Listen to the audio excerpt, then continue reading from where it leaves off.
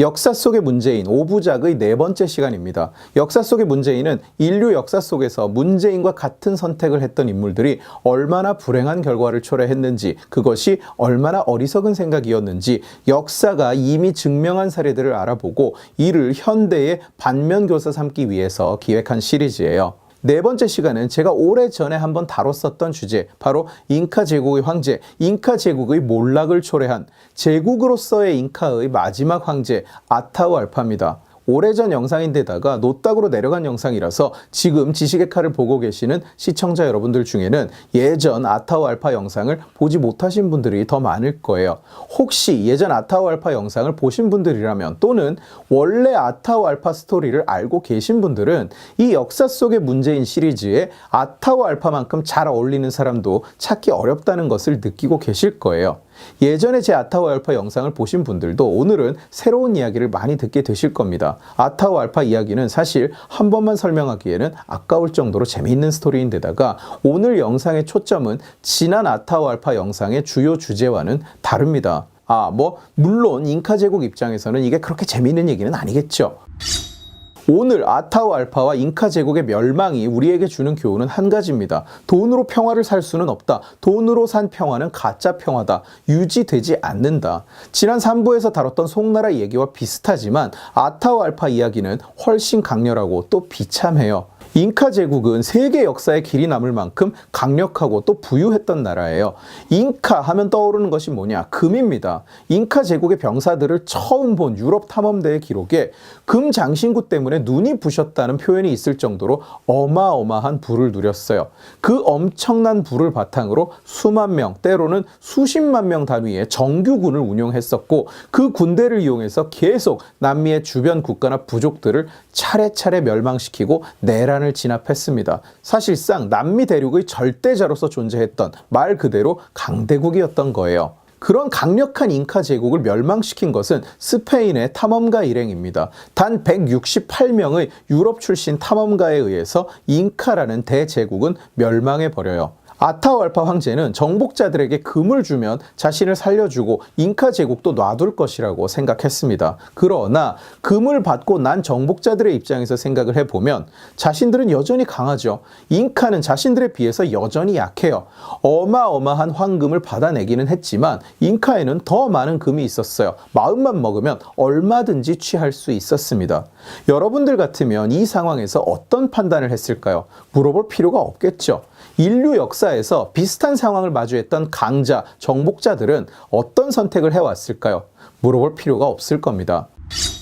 1532년 스페인의 피사로라는 탐험가가 이끄는 탐험대가 잉카의 도시 카하마르카에서 잉카 제국과 정면으로 마주칩니다. 피사로의 일행은 168명, 훈련된 병사가 아니라 탐험가 일행으로 알려져 있지만 또 일행의 대부분이 군인 출신이라서 실전 경험이 풍부했을 것이라는 이야기도 있어요. 카하마르카는 잉카의 수도가 아니라 변두리 도시였는데 마침 잉카 수도 쿠스코에 전염병이 돌아서 황제가 군대를 이끌고 카하마르카 인근에 내려와서 머물고 있던 상황이었습니다. 탐험 도중에 거대한 잉카의 군대를 마주하게 된 피사로 일행은 일단 아타후알파를 카하마르카 안으로 초대합니다. 피사로 일행은 작전을 세워요. 일단 항복을 하라고 권해보자. 따르지 않으면 공격하자. 근데 잉카 군대가 너무 강해 보이면 그냥 화친하자고 하고 친절하게 굴자. 피사로 일행은 전투가 벌어질 수도 있다고 생각을 했기 때문에 주변 건물에 진을 치고 대포도 설치하고 대비를 합니다. 그런데 다음날 아타후알파는 술에 만취한 채로 가마를 타고 카하마르카로 와요. 아타후알파는 8천여 명의 병사를 데리고 왔는데 병사들은 전투용 복장이 아닌 화려한 의뢰용 복장을 입고 등장했습니다. 손도끼, 돌팔매, 곤봉 같은 거로 무장하고 있었어요.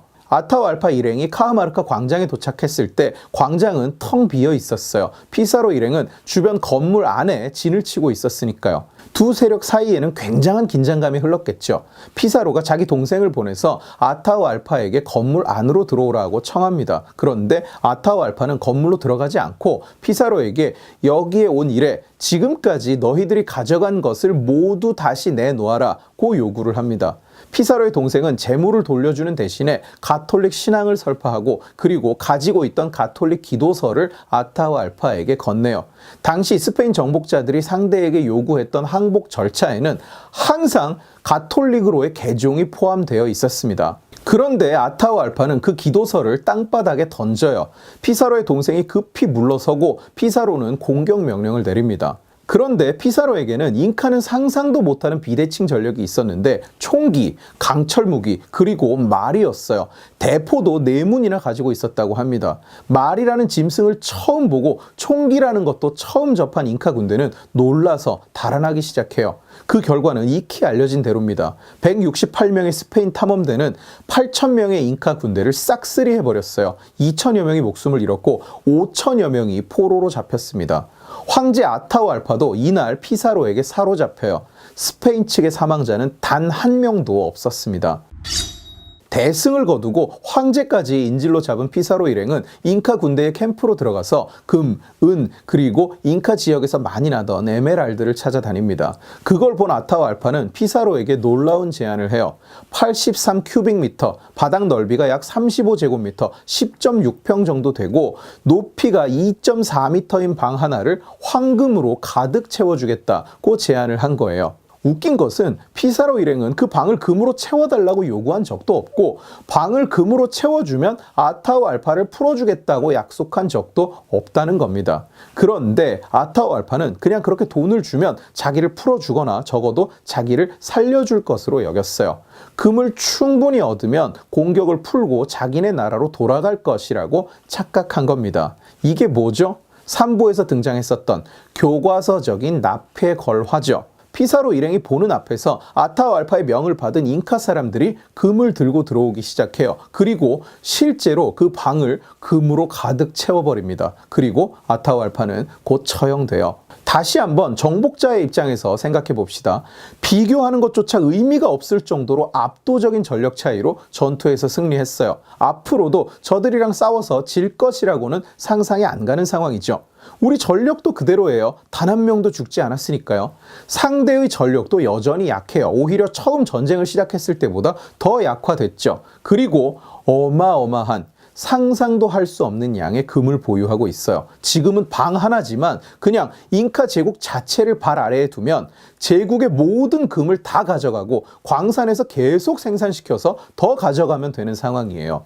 잉카 제국을 멸망시키지 않을 이유가 하나도 없는 겁니다. 그런데 정복자들이 대체 왜 고작 방 하나를 가득 채운 금만 받고 돌아간다는 말입니까? 이거 제가 옛날에 책에서 본 내용인데 그 뒤로 어느 자료에서도 찾을 수가 없어서 아마도 그냥 누가 만들어낸 얘기인가 아닌가 싶습니다만 어쨌든 그 당시 상황을 잘 설명해주는 말이 있어요. 방이 금으로 가득 차는 경악스러운 광경을 보면서 피사로 일행은 그런 생각을 했다는 겁니다. 방 하나를 금으로 가득 채우는 이런 나라를 어떻게 그냥 내버려 둘 수 있겠는가? 결국 그렇게 아타우 알파는 평화를 위해서 금을 잔뜩 바치고는 처형당합니다. 그 뒤 단 4번의 전투 만에 잉카 제국은 멸망해버려요. 수도 크스코는 단 40명의 병사에 의해서 함락됩니다. 이후 잉카 제국의 땅은 1800년대까지 스페인의 식민지이자 남아메리카 대륙의 식민지화의 중심 기지로서 기능하게 돼요. 과연 여기서 아타우 알파가 용맹하게 스페인에 맞서 싸우거나 잡히고 나서도 당당한 태도를 유지했다면 잉카 제국은 망하지 않았을까요? 아타우 알파가 결국 풀려나서 계속 대제국의 황제로서 잉카를 통치할 수 있었을까요? 아니었을 겁니다. 총, 강철, 말이라는 비대칭 전력 앞에서 금으로 칠갑을 했던 경제력도 최대 20만에 이르렀다는 군사력도 의미가 없었을 거예요. 그러나 아타우 알파는 피사로 일행에게 돈을 주면 168명이 옮길 수도 없는 거대한 양의 황금을 줘서 욕구를 채워주면 그들이 평화롭게 떠나줄 것이라고 착각했습니다. 허나 인류 역사에서 항상 그랬던 것처럼 적대적인 상대에게 돈을 줘서 달래려는 행위는 그 유효기간이 너무나 짧았어요. 적의 무력을 채워줘서 평화를 구하려는 행위는 잠깐 싸움을 막을 수는 있을지언정 적의 무력을 오히려 더 키우는 결과만 가져왔습니다. 돈을 주고 사는 평화는 평화가 아니었던 거예요. 대한민국의 현 정권도 항상 적 앞에서 평화를 외치면서 평화를 얻기 위해서 또 유지하기 위해서 적의 눈치를 보고 적의 심기를 거스르지 말고 적의 요구를 들어줘야 한다고 주장해 왔습니다.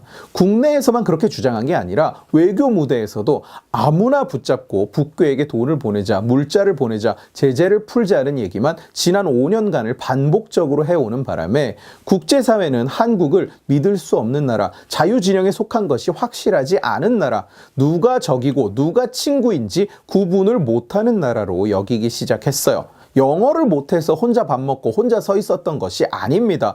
아무도 한국의 대통령과 대화하고 싶어 하지 않았기 때문에 늘 정상들의 모임에서 혼자 서 있었던 거예요. 문재인은 자신은 가장 좋은 전쟁보다 가장 나쁜 평화에 가치를 둔다고 말했습니다. 이 말은 곧 단지 싸우지 않기 위해서 그 어떤 양보나 희생이라도 감내해야 한다는 뜻이에요. 놀랍게도 문재인에 이어서 대령통이 되겠다고 나섰던 이재명 역시 똑같은 시각을 가지고 있었어요. 이재명은 비싼 평화도 이긴 전쟁보다 낫다고 발언을 했는데 이재명은 오히려 문재인보다 더 직접적으로 이야기하고 있어요. 싸우지 않기 위해서는 비싼 값을 치러도 된다고요. 문재인이나 이재명이 싸우지 않기 위해서 우리 자유까지 반납하자, 적에게 항복을 해버리자는 말을 하고 싶었던 것은 아니라고 믿고 싶습니다. 그러나 저들이 얘기하는 그 평화를 위해 치러야 하는 비싸고 나쁜 가격이 돈이라고 할지라도 그렇게 돈을 주고 산 것은 결코 평화가 아니라는 것,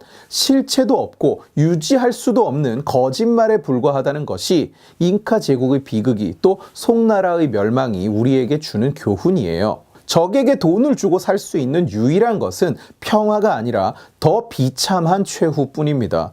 인류의 역사가 그것을 증명하고 있어요. 단 한 번의 예외도 없었습니다. 평화는 오직 싸울 의지로만 얻을 수 있고 자유는 오직 피 흘릴 각오로만 지킬 수 있는 거예요. 입만 열면 평화를 떠드는 자들, 그들이야말로 전쟁광이고 역사의 배신자입니다. 평화를 위해서 뭔가를 자꾸 양보하자고 주장하는 자들, 그들이 모르는 것 또는 알면서도 여러분들에게 말하지 않는 것은 그 양보의 끝에는 반드시 자유의 양보 그리고 생명의 양보가 따라오게 되어 있다는 사실이에요. 역사 속의 그 참담한 대실패의 리스트에 굳이 우리 대한민국의 이름도 올릴 필요가 있을까요? 역사 속의 문재인 4부 아타우 알파편은 여기까지입니다. 마지막 5부는 가까운 과거, 현대의 인물이에요. 이 사람의 문재인과의 싱크로율은 너무나 대단해서 대체 누구 얘기를 하고 있는 건지 헷갈리실 수도 있습니다. 역사 속의 문재인 시리즈를 재밌게 보고 계신다면 이 영상을 주변에 공유해 주세요. 여러분들이 공유해 주시면 설득은 제가 하겠습니다. 고맙습니다.